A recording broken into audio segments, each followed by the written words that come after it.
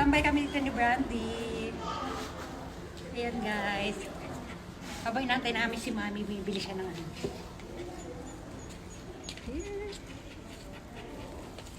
Lipat tayo sa kabila, Brandy.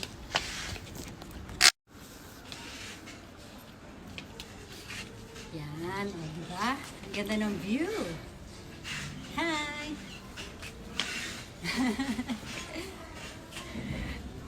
Wala sila Kane. Andun sa kabila.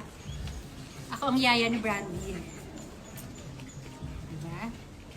Mamaya na ako maglalabas ng outfit. Yan muna tayo. Arte.